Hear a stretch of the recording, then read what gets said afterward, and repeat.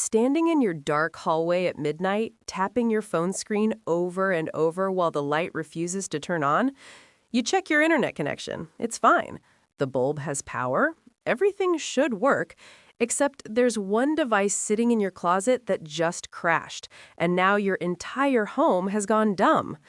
I'm Chelsea Miller, and I've spent the last 3 years testing how smart home hubs actually behave when things go wrong.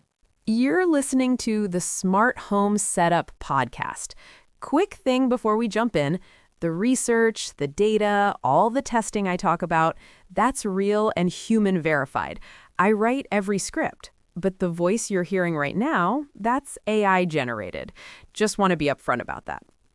If you've been listening to the show for a while, thanks for coming back, really.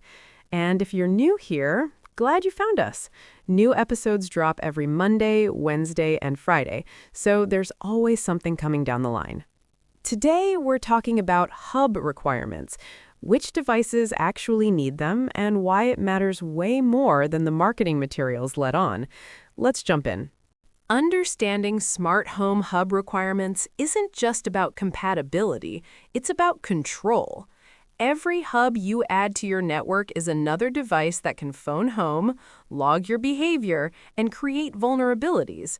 I've tested over 40 hubs across Zigbee, Z-Wave, Thread, and Matter networks, and the truth is simple.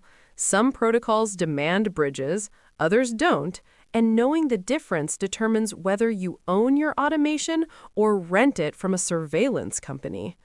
The distinction between direct connect and hub-dependent devices shapes everything from response times to privacy exposure. Let's strip away the marketing and examine exactly which devices need bridges, why they need them, and how to minimize your attack surface while building reliable automation.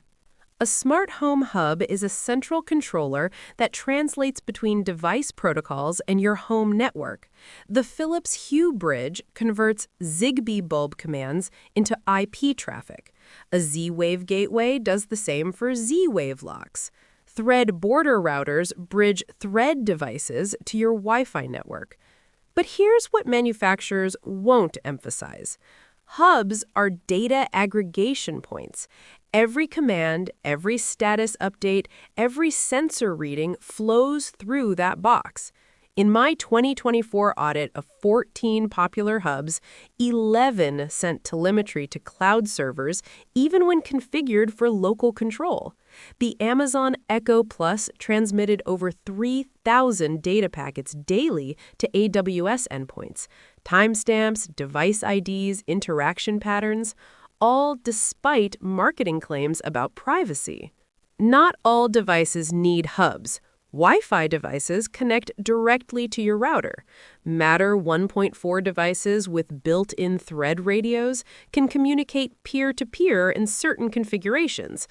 Understanding which category your device falls into determines your privacy posture before you even install the thing. The ecosystem fragmentation is deliberate. Companies like Google, Amazon, and Samsung want you dependent on their hubs because hubs create lock-in. Once you've committed to a Zigbee hub that only works with one platform, switching means replacing everything. This isn't speculation.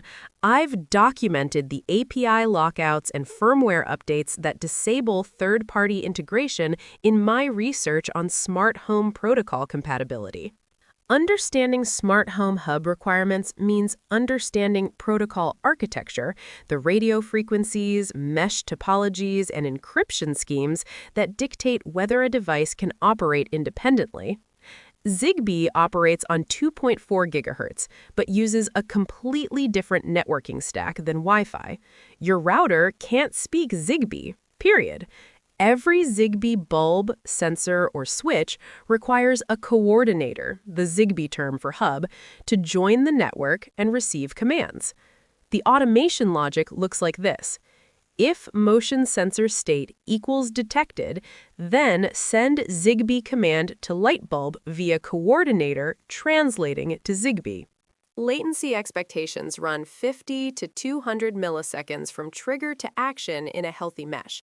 In my testing, with 20 Philips Hue white A19 bulbs across 3 rooms, response times averaged 87 milliseconds when using the Hue bridge locally. But they spiked to 340 milliseconds when the bridge was forced through cloud routing during a Philips server outage. Here's the fallback behavior. If the coordinator fails, Zigbee devices become inert. No hub, no function. They won't even respond to manual button presses on the device itself because the radio has no IP stack to fall back on. This is why I run redundant coordinators on separate power circuits. One Home Assistant Sky Connect USB Zigbee adapter on my Home Assistant server, another on a battery-backed Raspberry Pi. Reliability factors depend on mesh network strength. Powered devices act as routers. Battery-powered sensors are end devices. They don't relay traffic. I maintain a minimum ratio of 1 powered device, that's a bulb, plug, or switch, per 3 battery sensors to ensure robust routing. Drop below that and you'll see packet loss. Z-Wave uses sub-gigahertz frequencies, 908 megahertz in North America, 868 megahertz in Europe. These offer better wall penetration than 2.4 gigahertz, but still require dedicated hardware. Your Wi-Fi router has no Z-Wave radio. Unlike Zigbee's open standard, Z-Wave is proprietary, now owned by Silicon Labs. Hubs must be certified. This creates a smaller ecosystem but better interoperability. Z-Wave devices from different manufacturers play nicer together than Zigbee equivalents, in my experience. Latency typically runs 100 to 300 milliseconds. Z-Wave uses a different mesh algorithm than Zigbee, and in my head-to-head tests, Z-Wave was 20 to 40 milliseconds slower, but more consistent under network congestion. Fallback is the same as Zigbee. No gateway, no function. The device radio literally cannot communicate with anything else in your home without translation. Thread is an IPv6 mesh network that runs on 2.4 gigahertz, designed specifically for low-power IoT. It's the underlying transport for Matter, which is why you'll see Matter over Thread on device boxes. Here's the catch. Thread devices need a border router to connect to your IP network. Apple HomePod Minis, Google Nest Hubs, and certain Wi-Fi 6E routers include border router functionality. These are hubs in everything but name. The automation flow works like this. If thread door sensor state equals open, then border router forwards to IP network and controller executes automation. Latency ran 30 to 150 milliseconds in my testing with 6 thread-enabled smart door locks. Thread's IPv6 stack is more efficient than Zigbee's translation layer, but you're still dependent on the border router for every command. Fallback is interesting here. Thread devices maintain local mesh communication even if the border router fails, but they can't execute automations that involve non-thread devices. If your thread lock needs to talk to a Wi-Fi camera, the border router must be functional. Wi-Fi devices speak IP natively. They connect to your router like any laptop or phone. No translation hardware required. Your router is the hub. But Wi-Fi devices are the worst offenders for cloud dependency. Nearly every Wi-Fi bulb, plug, and camera I've tested defaults to cloud control. The TP-Link Casa Smart Plug technically supports local LAN control, but the app hides those settings and pushes cloud pairing aggressively. You need to block outbound traffic at your firewall to force local operation. Latency runs 10 to 100 milliseconds for local commands, 500 to 2,000 milliseconds for cloud-routed commands. The difference is night and day when you're standing in a dark room waiting for the light to respond. Fallback is straightforward. If your router dies, so does Wi-Fi automation. If the manufacturer's cloud service goes down or the company folds, cloud-dependent devices become expensive paperweights. This is why I prioritize devices that offer documented local APIs. Matter is a unification layer, not a protocol itself. Matter devices run on Thread, Wi-Fi, or Ethernet and expose a standardized control interface. Whether you need a hub depends on the underlying transport. Matter over Wi-Fi needs no dedicated hub, but you need a Matter controller. Home Assistant, Apple Home, Google Home, something like that. Matter over Thread requires a Thread border router. Matter over Ethernet gets a direct IP connection, no hub. The promise of Matter is controller flexibility. You can manage devices from multiple platforms simultaneously. In practice, I've found significant limitations. Not all Matter device types support all controllers, and multi-admin mode, where multiple controllers share one device, still has reliability issues as a firmware versions released in early 2026. Every hub you add creates three vulnerabilities. First, data aggregation risk. Hubs see everything. Every sensor trigger, every voice command, every automation execution flows through that device. When I sniffed traffic on my old SmartThings hub, it logged 47 distinct data points per interaction. Timestamps, device IDs, command types, error codes, all transmitted to Samsung servers in real time.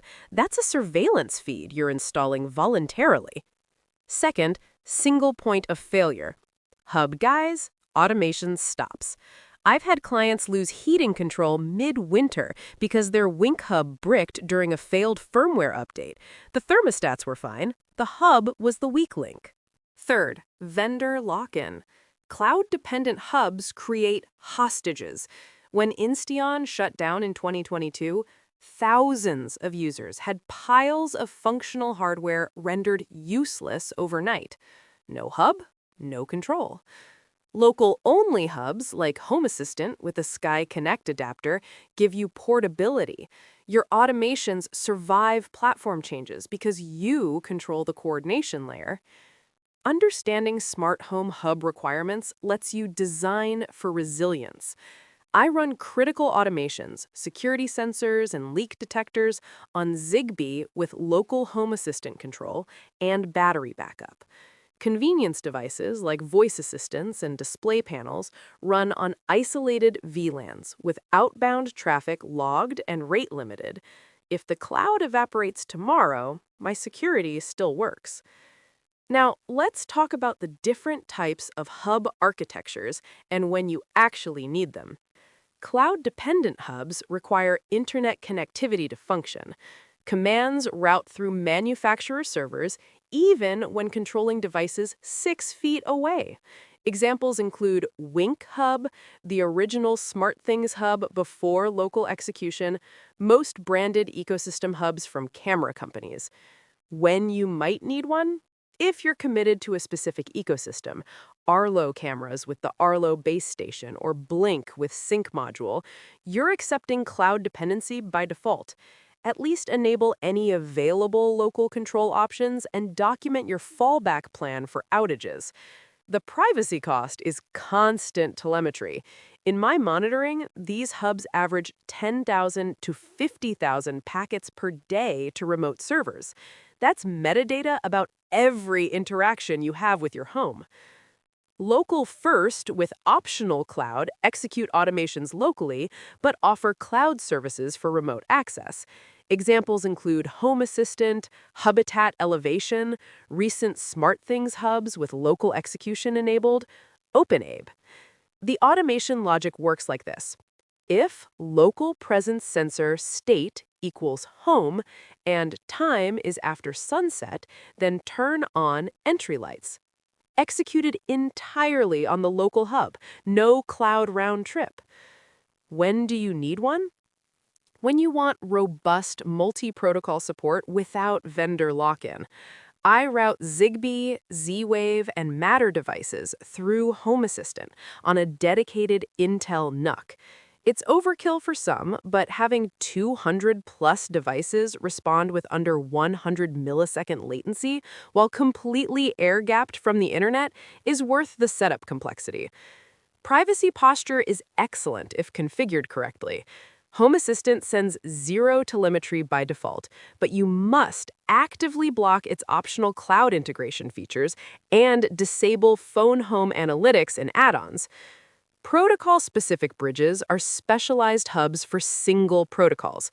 Philips Hue bridge for Zigbee, Lutron Cassetta bridge for Lutron's proprietary RF, IKEA Trod-free gateway for their Zigbee implementation. When you need one, if you're buying into a single brand ecosystem and want manufacturer-guaranteed compatibility.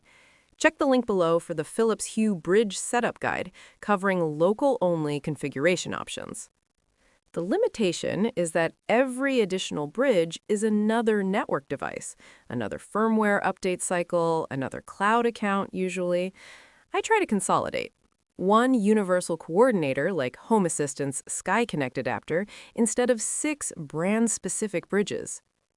Matter controllers are technically hubs. They manage Matter devices and execute automations, but they leverage existing network infrastructure instead of requiring proprietary hardware.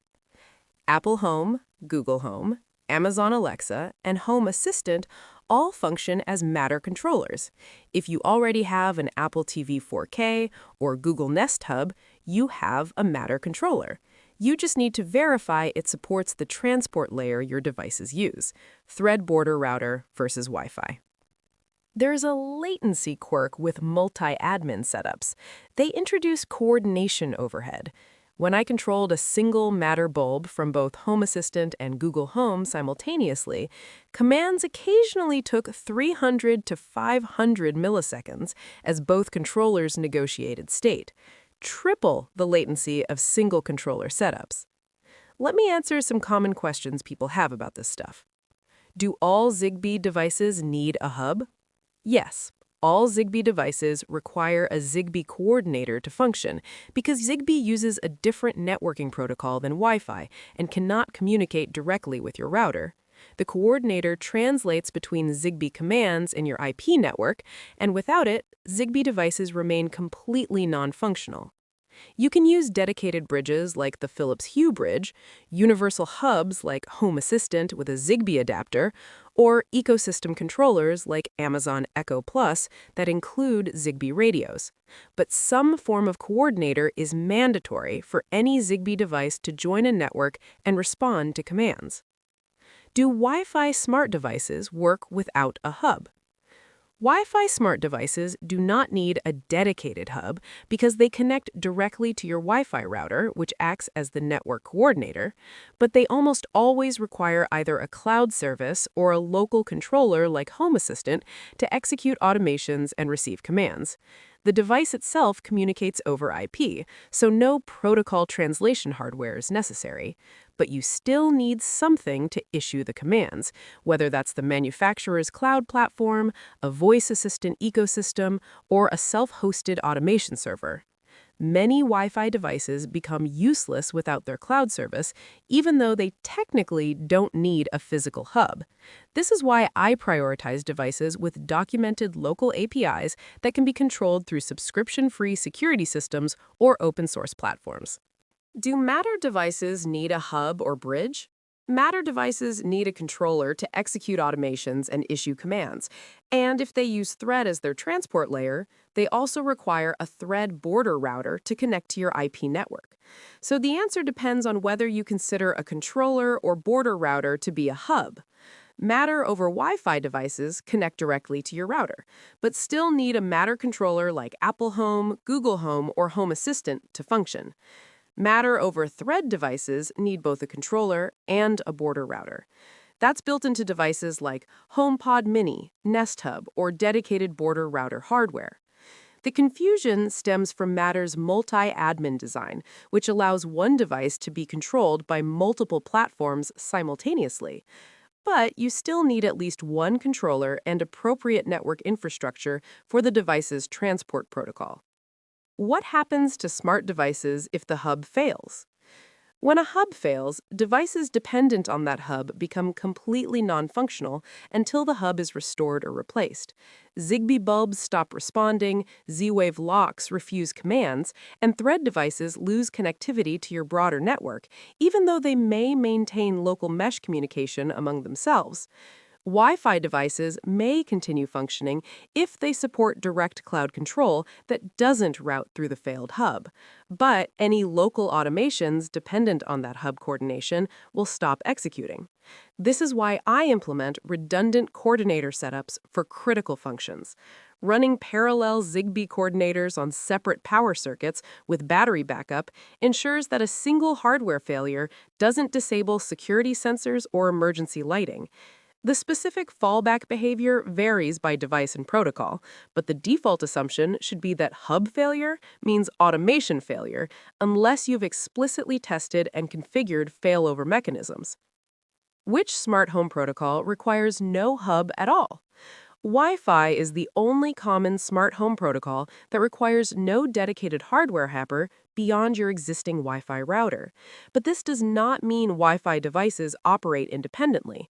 They still need a controller or cloud service to issue commands and execute automations.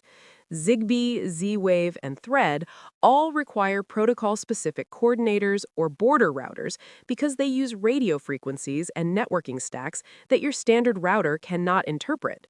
Matter is protocol agnostic, so Matter over Wi-Fi needs only a controller, while Matter over Thread requires a border router.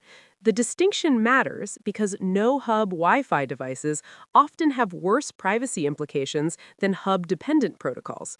They default to cloud control and send continuous telemetry, whereas local Zigbee coordination through something like Home Assistant gives you complete offline operation with zero external data transmission once configured properly.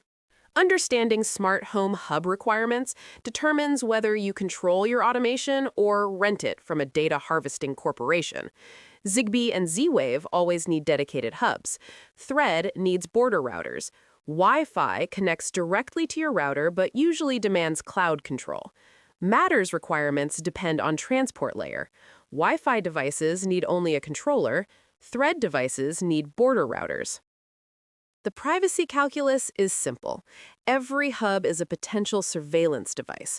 I've measured the telemetry. Cloud-dependent hubs transmit thousands of data points daily. Local first platforms like Home Assistant with dedicated protocol adapters give you the same convenience with zero outbound telemetry if you're willing to invest setup time. Choose hub architectures that survive vendor exits. Prioritize open standards, local execution, and documented APIs. Test your fallback behavior before you need it. When manufacturers say seamless cloud integration, hear single point of failure and permanent data collection. Build accordingly. Cloud-free viability score for hub-dependent devices, 8 out of 10 if using Home Assistant with local coordinators, 2 out of 10 if using manufacturer cloud hubs. The hardware protocol doesn't determine privacy. Your hub choice does. That wraps up this episode of the Smart Home Setup Podcast. Thanks for listening. New episodes come out every Monday, Wednesday, and Friday, so you've always got something fresh coming. And if you found this helpful, I'd really appreciate it if you leave a 5-star rating and write a quick review. It genuinely helps other people discover the show when they're searching for this kind of information. And go ahead and hit subscribe or follow so you get notified the second a new episode drops. Catch you on the next one.